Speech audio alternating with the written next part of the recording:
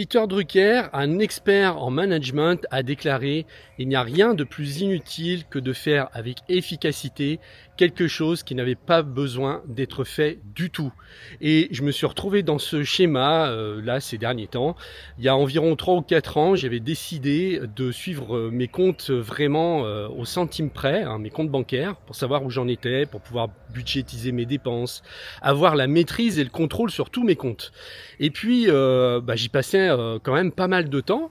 Et là, ces derniers temps, je me suis dit, mais est-ce que tu as vraiment besoin en fait de continuer à faire ce truc? Parce que moi, le problème, c'est que je suis perfectionniste et je vais vite perdre mon temps en fait sur des détails, alors que en fait aujourd'hui, j'ai vraiment plus envie de continuer comme ça.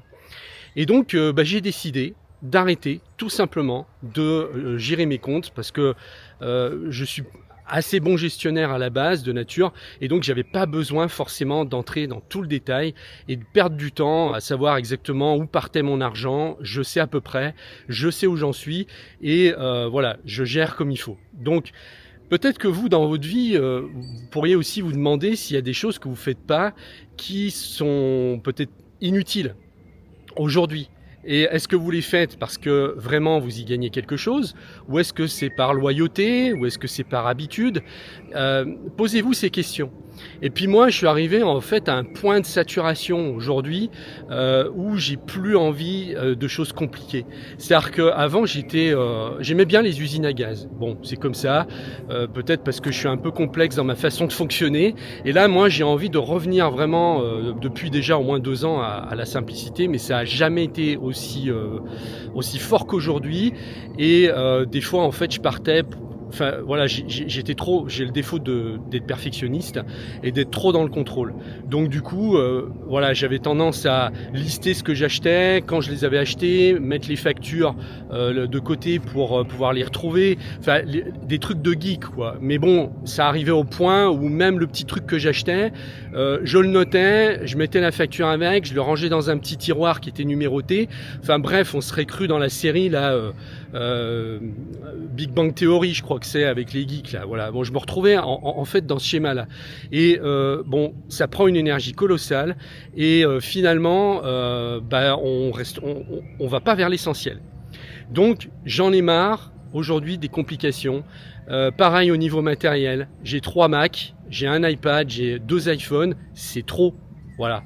Donc, ce que j'aimerais faire, c'est avoir un seul petit Mac avec lequel je puisse me déplacer pour travailler dehors, avoir un iPad, ça je pense que je vais garder, et l'iPhone évidemment, parce que je suis quand même un fan d'Apple à la base.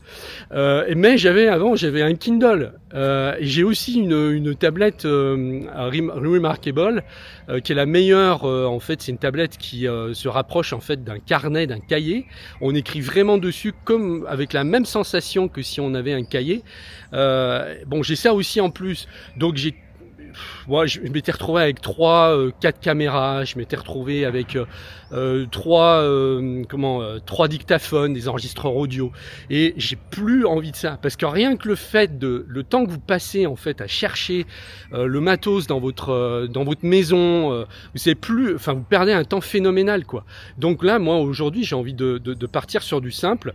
Là, j'ai ma caméra Osmo DJ qui va m'être fidèle pour tout le temps, et je vais garder que cette caméra. Je vais essayer aussi d'acheter que des appareils qui se branchent en USB-C et plus en micro USB, parce que ça, le micro USB, je déteste. On sait jamais dans quel sens mettre le fil, et tous ces trucs-là m'énervent en fait. On perd un temps hallucinant. Donc là, j'ai encore trop de cordons. Vous voyez, quand je pars travailler, j'avais prévu plein de petits cordons. J'ai un sac dans un sac où j'ai rangé des fils dedans pour le micro USB, pour l'USB-C. J'ai encore un cordon spécial pour l'iPhone, à l'iPhone avec le Lightning, etc.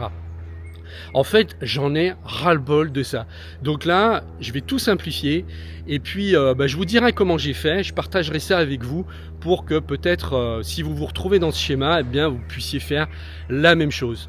Voilà. Donc pour ceux qui me connaissent pas, je m'appelle Fabrice et à l'origine, je suis un YouTuber tech. Je suis passionné par l'efficacité, par la technique, mais en ce moment, je suis en train de faire des recherches poussées pour dialoguer avec ChatGPT de façon très profonde. Voilà, et je suis en train de faire des recherches là-dessus. Si ça vous intéresse, vous pouvez vous abonner à ma newsletter. Je vous mets le lien dans la vidéo, dans la description. Je vous remercie de m'avoir suivi et je vous dis à très vite pour une prochaine vidéo.